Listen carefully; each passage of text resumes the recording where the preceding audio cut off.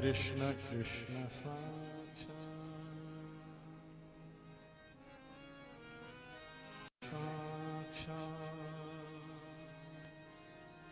कृष्ण कृष्ण कृष्ण कृष्ण कृष्ण कृष्ण कृष्ण कृष्ण कृष्ण कृष्ण कृष्ण कृष्ण साक्षात्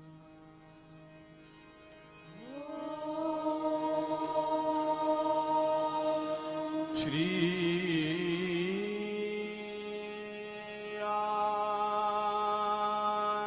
आदिशक्ति श्री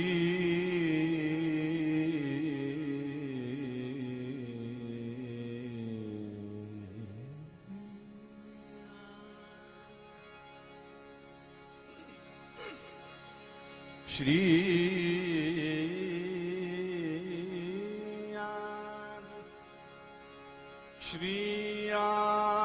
आदिशक्ति माता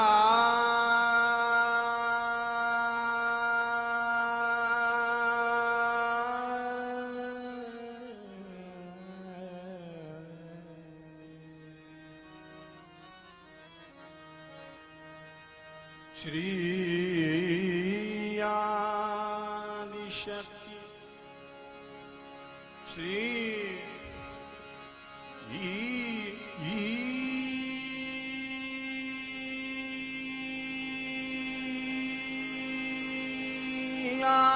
आदिशक्ति माता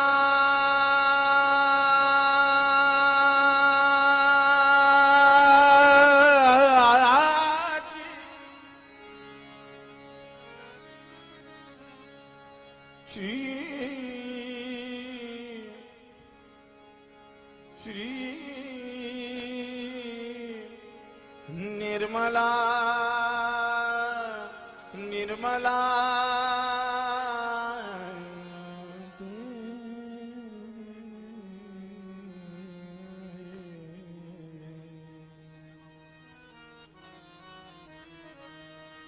श्री निर्मला श्री निर्मला श्री निर्मला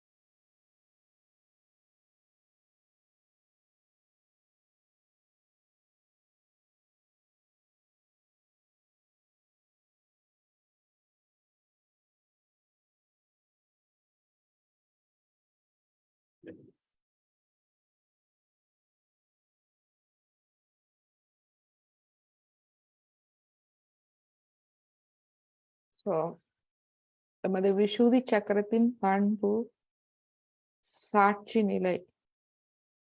இதன் உயர்நிலை கடவுளின் அற்புதமான படைப்பை சாட்சி நிலையில் அனுபவிப்பது இந்த சக்கரத்தின் மிக முக்கியமான குணங்கள்.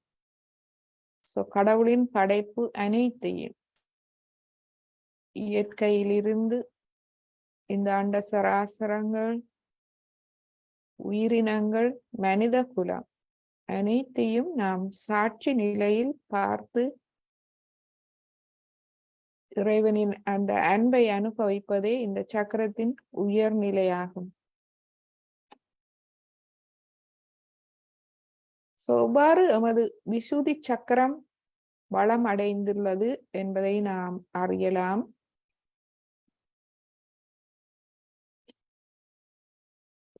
விசுதி சக்கரத்தால் வழங்கப்படும் அடிப்படை குணங்கள் பயனுள்ள தொடர்பு, எமது கம்யூனிகேஷன், அதாவது நாம் மற்றவர்களோடு தொடர்பு, அமைதியையும் பிரச்சனையின்றி ஒரு அமைதியை ஏற்படுத்தக்கூடிய மாதிரியான பயனுள்ள தொடர்பு, அறிவுபூர்வமான தொடர்பு, சமூக உணர்வு, கலெக்டிவிட்டி, கூட்டு நிலை, கூட்டு உணர்வு நமக்கு கிடைக்கிறது.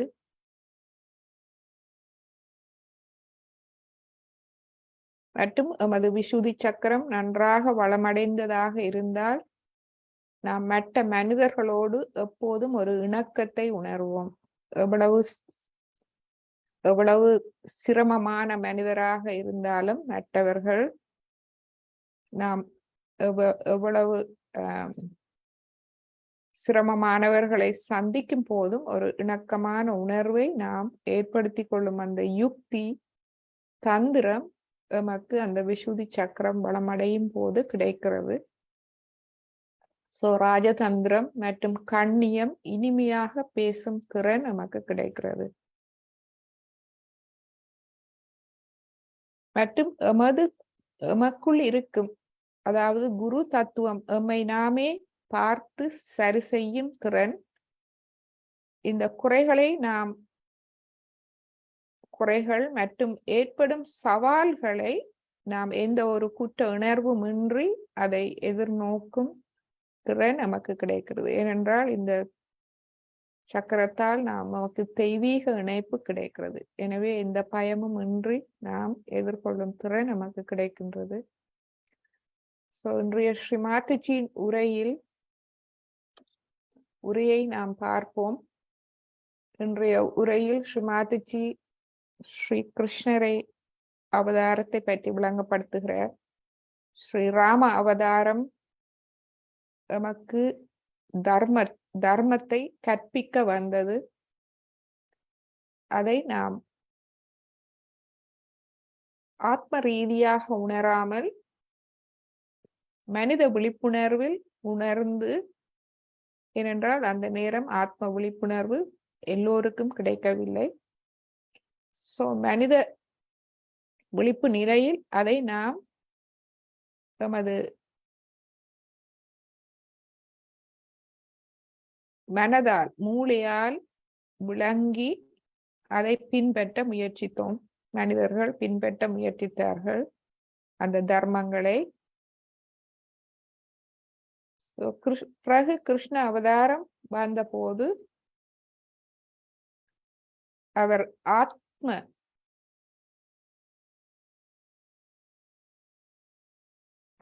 நிலைக்கு, மனிதனை ஆத்ம விழிப்புணர்வு நிலைக்கு கொண்டு செல்லுவதற்கான ஆயத்தங்களை ஆரம்பித்தார். அவருடைய பெயர் கிருஷியில் இருந்து வந்தது. கிருஷி என்றால் விவசாயம். விவசாயம் என்றால் நிலத்தை பண்படுத்தி விதைகளை விதைப்பது. ஸ்ரீகிருஷ்ணர் நிலத்தை பண்படுத்தினார். அதாவது மனித குலத்தில் ஆத்ம விழிப்புணர்வு கொடுப்பதற்கான ஆயத்தங்களை செய்து அந்த ஆத்ம விழிப்புணர்வு, அதாவது ஆத்ம ஞானம் என்ற விதையை விதைப்பதற்கான ஆயத்தங்களை செய்தார். அதனாலேயே அவருடைய பெயர் கிருஷ்ணா என்று வந்தது. உழுபவர், விவசாயத்தில் உழுது பண்படுத்துவது போல் மனிதர்களை அவர் உழுது பண்படுத்தினார்.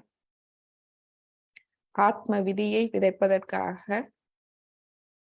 மற்றும் அவர் இதில் ஆத்ம விழிப்புணர்வு, ஒரு சித்த பிரக்யா என்றால் ஆத்ம விழிப்புணர்வு பெற்றவர். சித்த பிரக்யா, சித்தம் எப்பொழுதும் சிதறாமல் ஒரே எண்ணத்தோடு இருக்கும் சித்தத்தை கொண்டவர் தான் ஆத்ம விழிப்புணர்வு பெற்றவர்.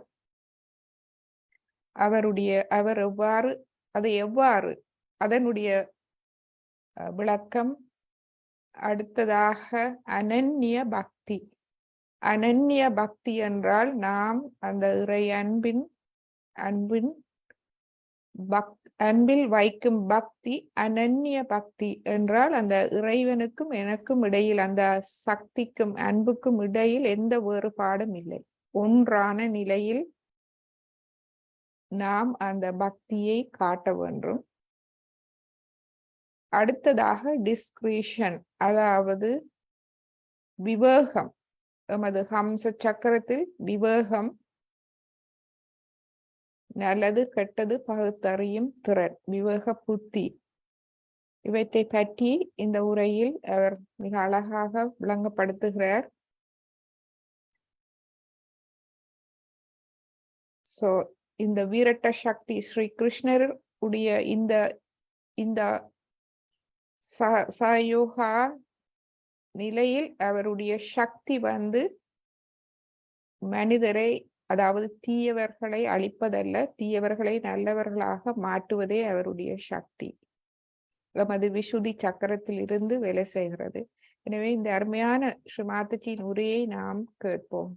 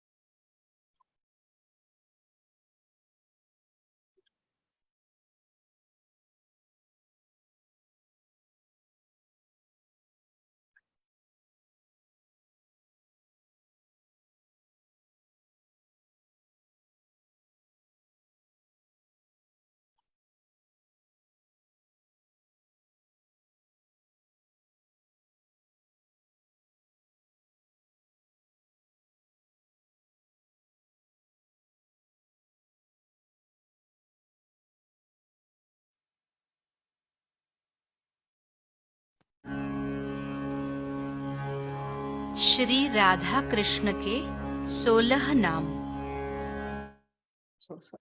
Shri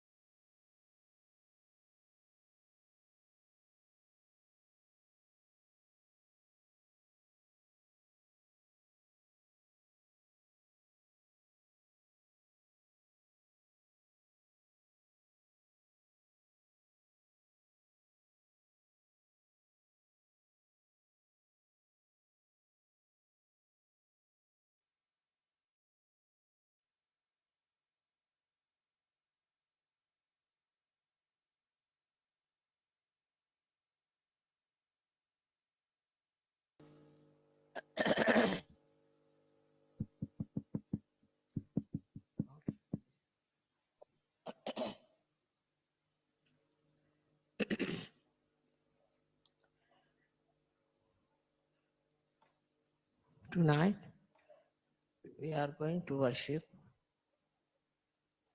Sri Krishna as Virat. First, it is important to understand the incarnation of Sri Krishna.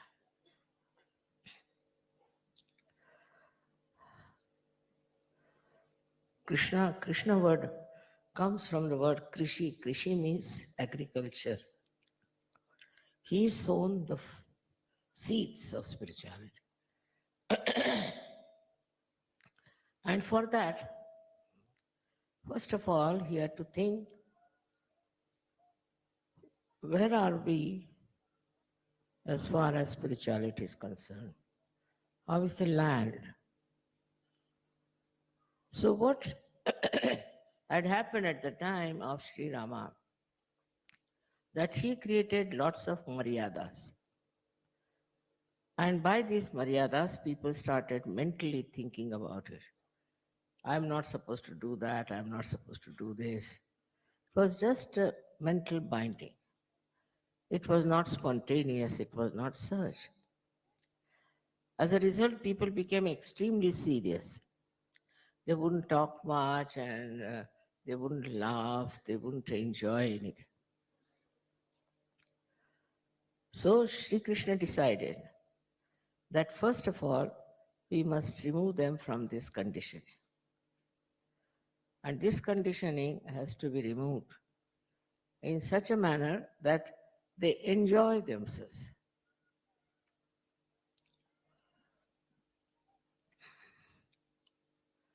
Then he found out there were 3 suggestions as far as achieving the goal was concerned.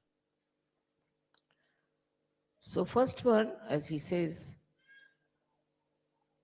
is to become a realized soul, sthita prajna, to go beyond all temptations, go beyond all ego, go beyond all kinds of conditioning, and to become a sthita prajna. Sthita prajna is where he doesn't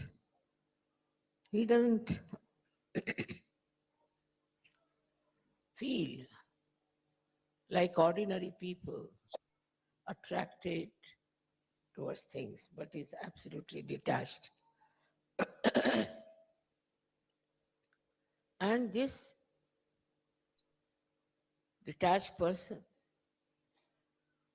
doesn't take to any grievances, jealousies, all these things.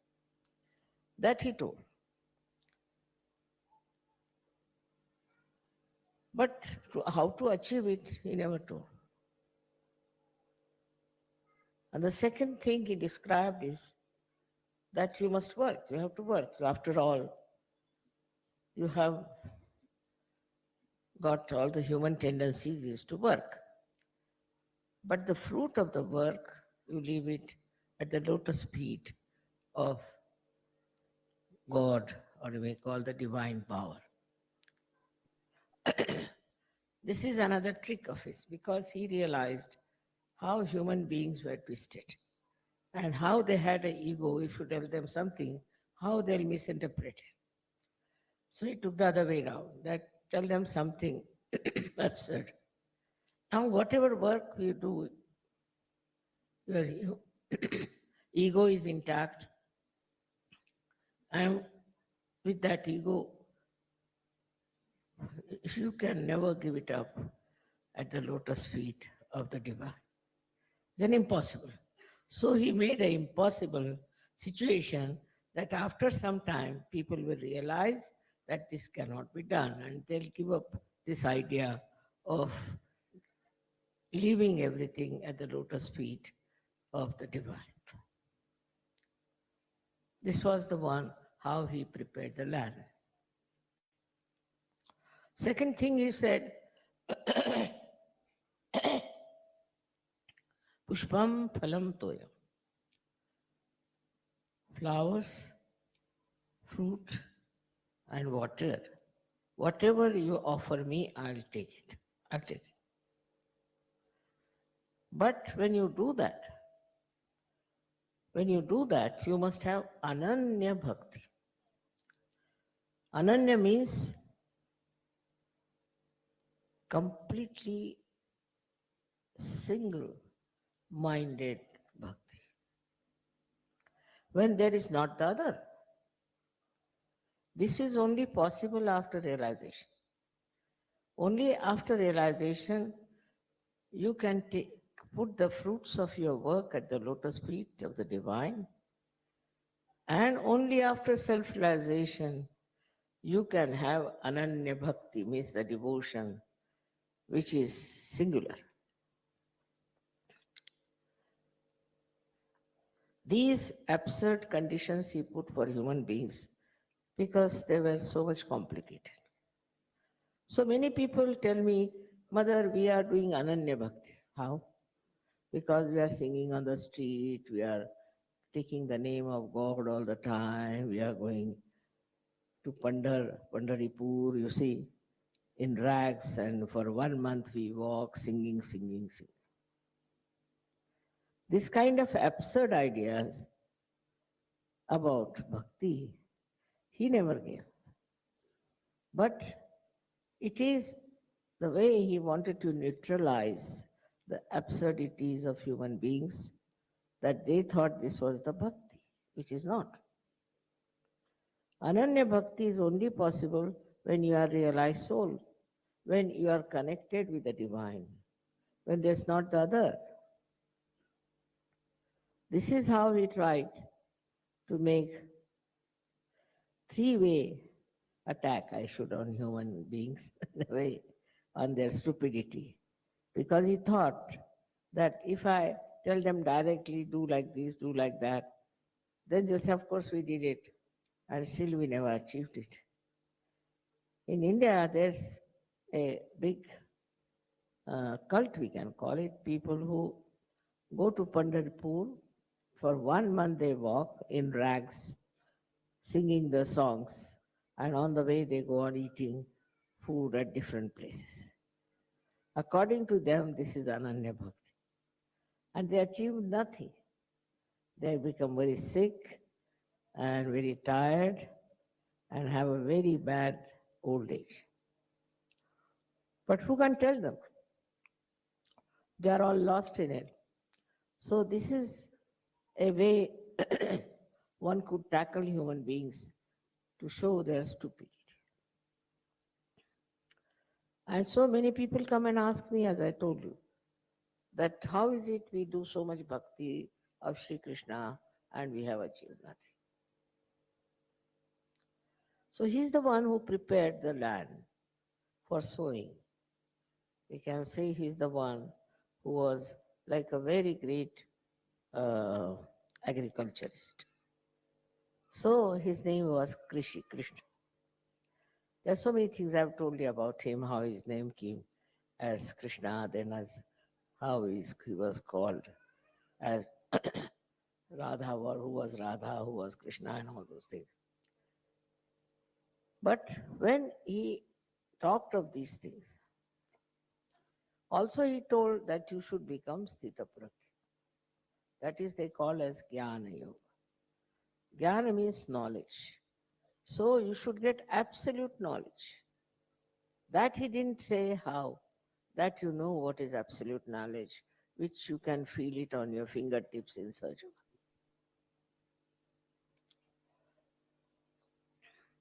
Another thing is, his speciality was to create discretion in people. He thought by doing all these things in a stupid manner, they might develop a discretion to know that this is not the way you can achieve anything. You have to get your self-realization. Discretion was very important. At this juncture, when we are facing a sort of a challenge of this new millennium, that the whole world is going to be destroyed and all those things people are talking, it is really very important to know through discretion what is good and what is bad. One may talk of something as very good, something as very bad. But the divine discretion is very, very different. Very different, and which acts by itself. Once you are in the realm of divine discretion, you cannot commit mistakes, even if you want to do it. I'll give you my example. We went to buy a house. And the fellow was, you see, like a beggar. He came, he said, we have nothing, we have no food, they have taken away all our things, and we are just absolutely starving. When they said that, when he said, that we are starving, we have nothing. So I felt pity for him. I said, all right, increase the price. First we increased the price. Still he was saying, no, no, give me us more. Still we increased the price. I told my husband, you increase the price. Though reluctantly, he increased the price. Third time again we increased the price. Then he said, no, we'll have something more than that, a little more.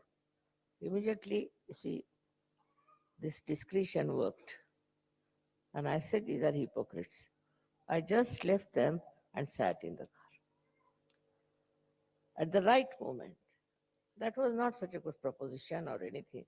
But I could see I'm buying it out of my pity, we may call it compassion. But above the compassion was this discretion, which said nothing doing, you better get out of it.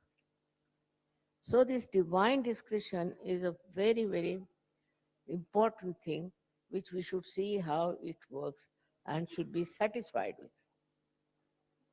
Not to feel bad that you have missed a chance or anything, but you must feel very happy that this thing has happened and that your divine discretion has taken on. So sometimes it appears that in that divine discretion, you may do something wrong, you have done something wrong. But if it is divine, ultimately, it will turn out to be very good. I gave you a very basic example, but that is also very true when you practice surgery.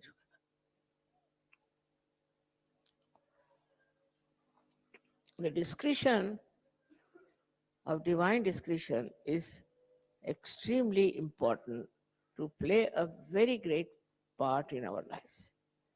Because this divine discretion gives us the real joy of our being, of ourself, of such. So the third point was for him to make people joyous and happy. But with all these maryadas of Sri Rama, he didn't know how to do it. So to give people joy, he said, all right, let us dance, let us sing, let us play Holi, all sorts of things. And with that, he really originated many things which were sort of not serious, may look frivolous, but in that there was joy expressed.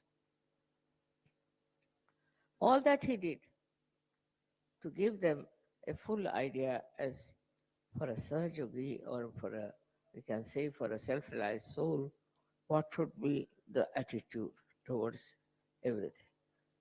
But it is not that you have to do it, but it just works out. It is like that. That in the state of Sahaj, you enjoy everything. Enjoyment. And that is what his idea was, to create a sense of joy among people. Many people, there are lots of critics have criticized this part of his life. According to them, religion means you should become just old at the age of 20 years, you should become an old man of 80 years, something like that. Funny ideas of religious achievement.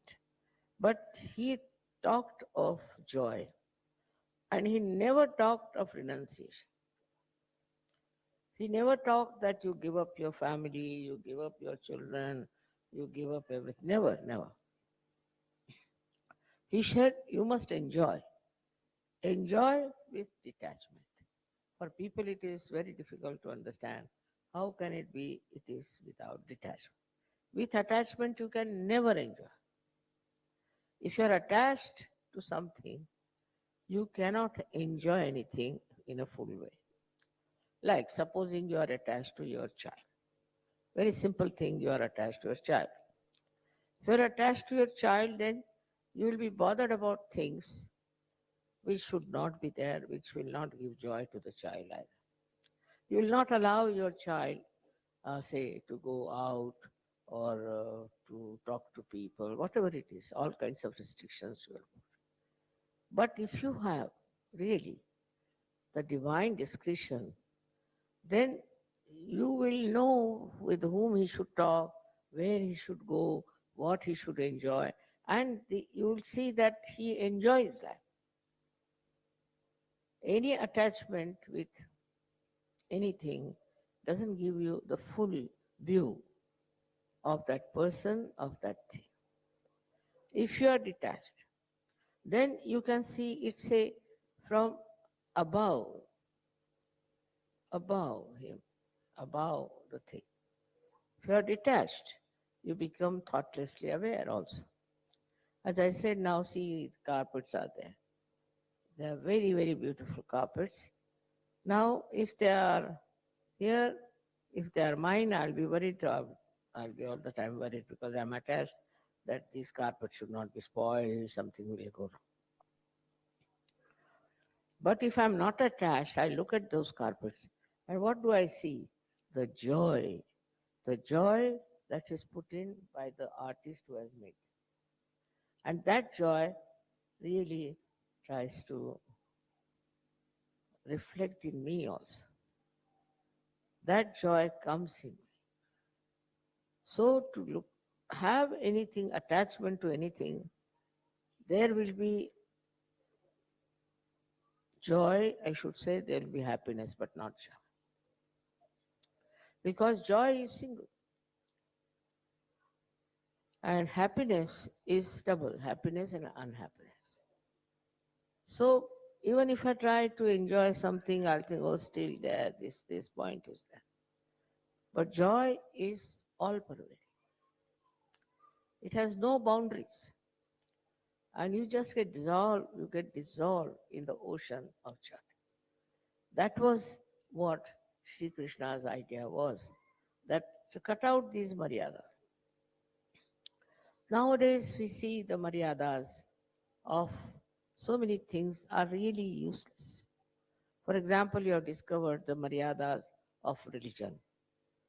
See, when they live in maryadas, then what happens? They sort of coagulate, or they have all kinds of germination inside, like the pond, which is absolutely bound. It is not flowing like river.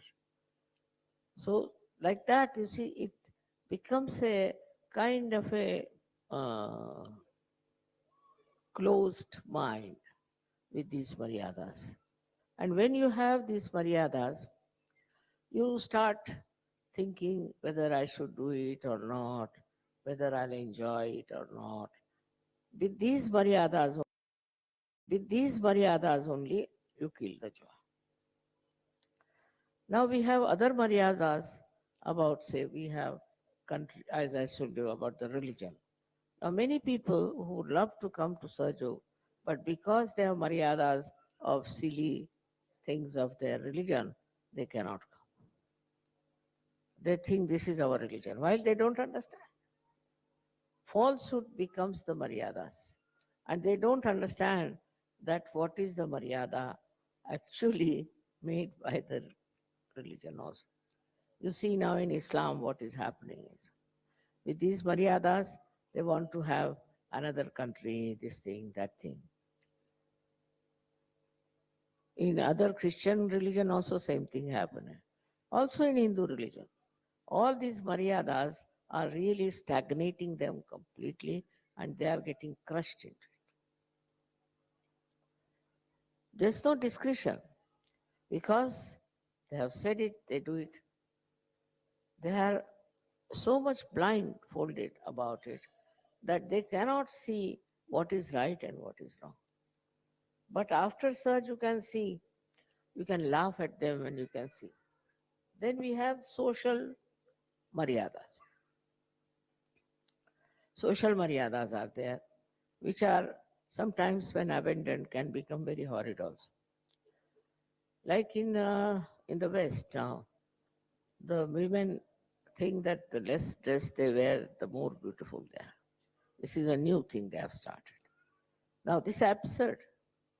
If you see the description behind is very simple, that we have been animals and now don't want to have any clothes because we were animals.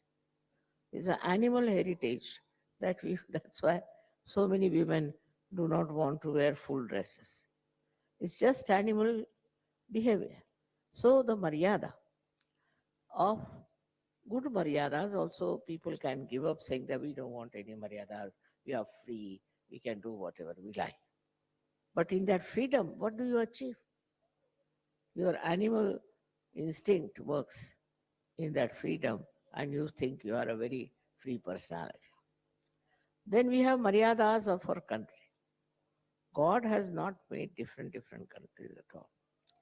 Nor it is true there are different countries, but variety is there. Variety of people, variety of places is there.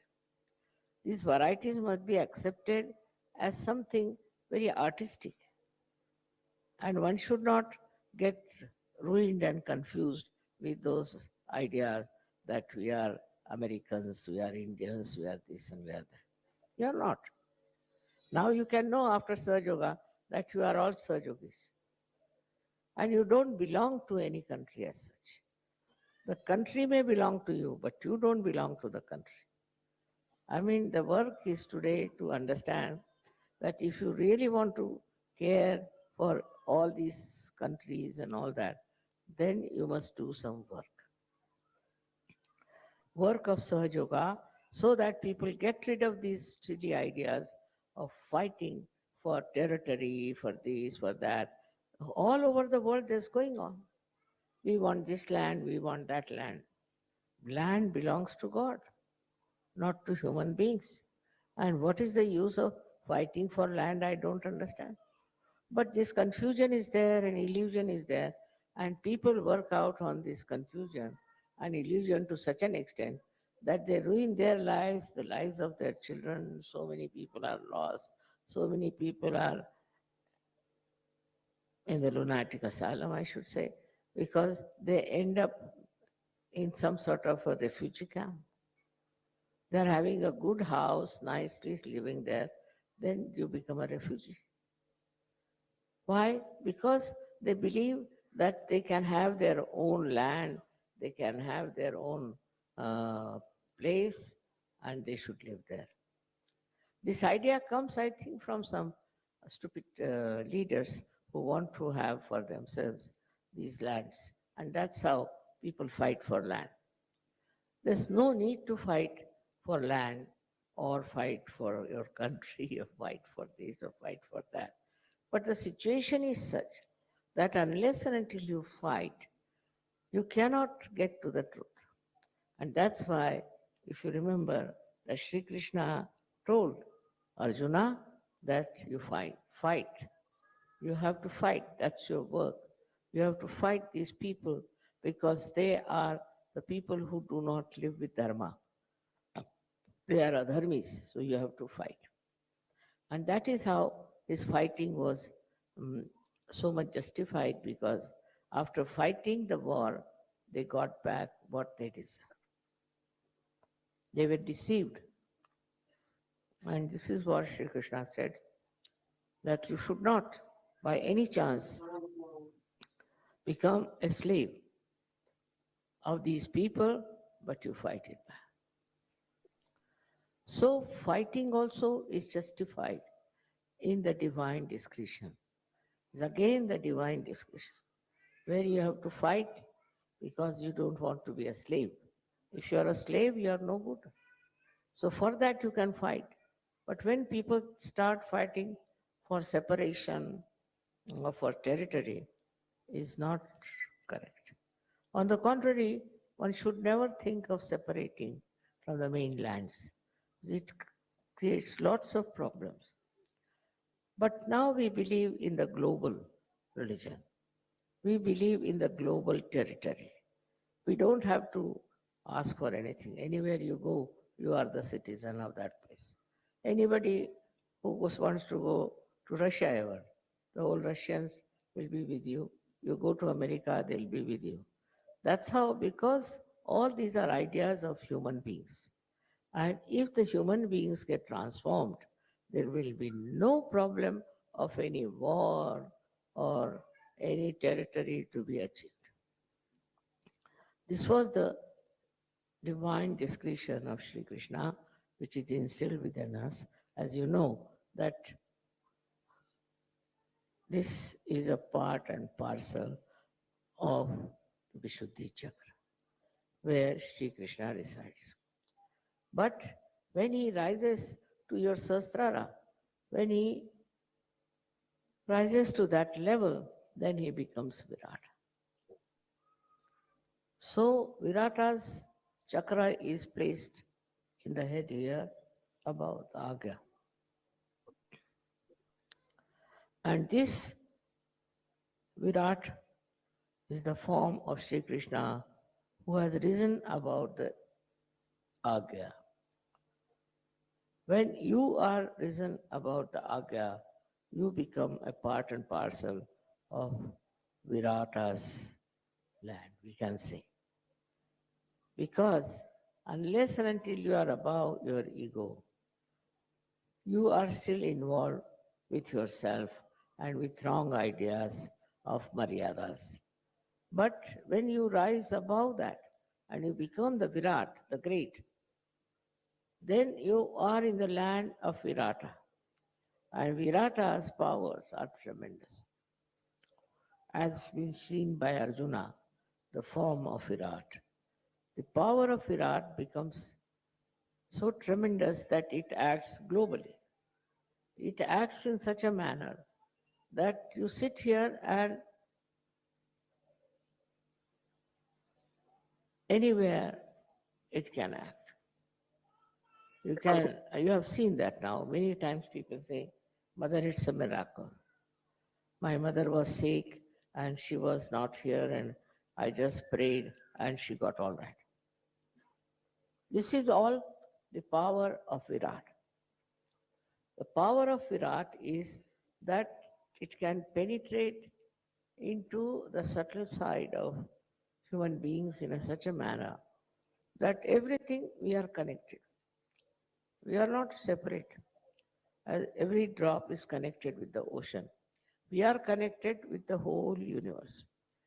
And when you become a citizen, I should say, of Virat, then all the things with which you are connected also get your vibrations, your ideas, your ambitions, everything passes through that. And it works. It works. You have seen how many miracles have taken place in your lives. It is the Virata Shakti that works. Now for that, we have to know how to do worship of Virat. First of all, you have to rise above your ego. Very important. Otherwise, how can you worship? There is your ego standing in between. And how can you rise up to the point of Virat? You have to pass through that. Once you are above your ego, you enter into the kingdom of Virat. There, the king is the Virat, and you are the subject who are looked after completely by Virata Shakti, by the power of Virat. But at that stage, you become really a universal personality in a way, because whatever are problems universally, now not necessarily that they should be attached to you or connected to you. Supposing a person is of that level, now there may be a war in some other country. It can stop. Somebody who is being oppressed can win over. Anywhere your compassion moves, it works out. Whenever your attention will go, it will work out. And sometimes you are surprised as to how it works, Mother, how these things work out, how these coincidences have taken place. Only thing is, you have crossed that state of your ego and have gone into the state of Virat. which is a very important thing to do, is to enter into the area of Virat. Then you don't think this is your country, this belongs to you, that belongs to you. This belonging business finishes off.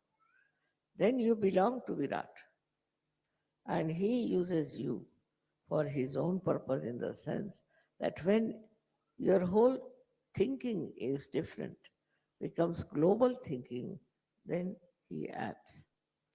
And then his powers are manifold. And Krishna's power is that he uses a conch to call people. I have given conches to all the leaders. So we have to now announce and call people. But at the level of Virat, you don't have to do all that. At the level of Virat, it just people see, they'll know. Just they will watch you and they will know. Just they'll think you are human beings and you are so sweet, so good, just like gems shining all the time. So they'll be impressed. This comes through the Virata's blessing. When you become that, then you forget about other things, like you have big positions or anything, you come from a very rich family, or that, all these nonsensical things which are actually not true. And all these things on which you want to exist are no more. People like to show off their wealth. Some people like to be very sort of demonstrative of what they think they are. But in the case of a person who rises about his ego and is a part and parcel of that Virata Shakti, enter into the kingdom of Virat, he knows he's very small. He's very small compared to that, and he just dissolves into that Shakti. And this should happen to us, that we should humble down. We should humble down and know that our powers, whatever we have, if they give us ego, we should get rid of it. We should not have that ego. We should get rid of it, and we should actually achieve that state where you can be called as citizens of the Virata's power. May God bless you all.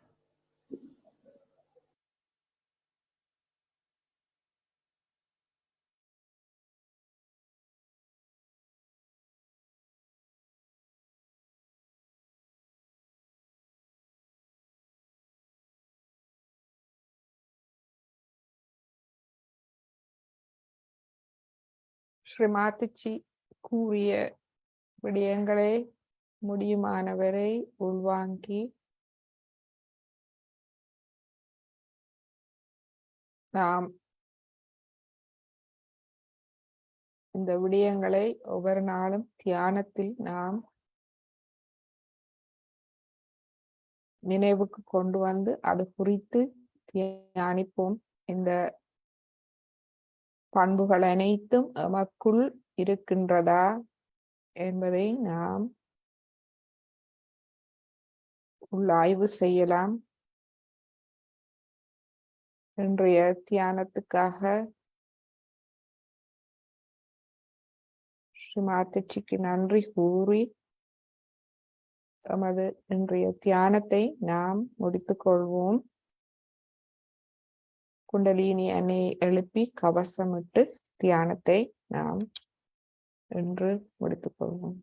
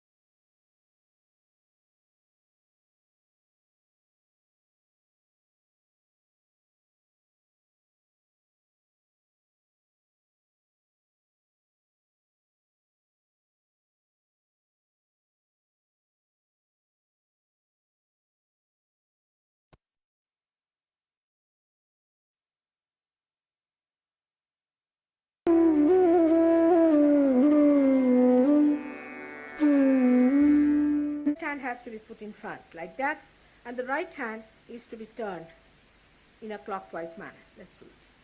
Like that. You start moving it up. Take it up like this. Take it up. Push back your head and loosen your shoulders and give it a twist. Now you tighten up there. One. You'll see the results just now, the proof of it. Now again do it.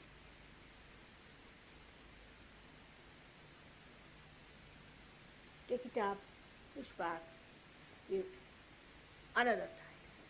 Now the third one has to be 3 times you have to tighten. Again do it. It's very simple. Everybody can do it. 1, 2, and 3. Like this. And give a kind of a protection to your aura. Now 1, this one protection to the 7 centers, so 7. Then 2, then again the 3, then the 4, then the 5, all the centers, then to the 6, and then to the 7.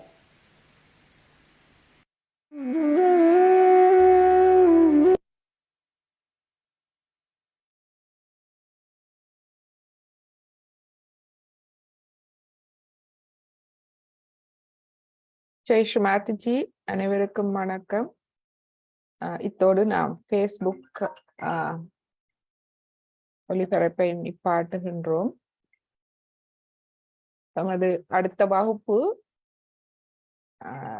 வியாழன் காலை 5 மணிக்கு சந்திப்போம்.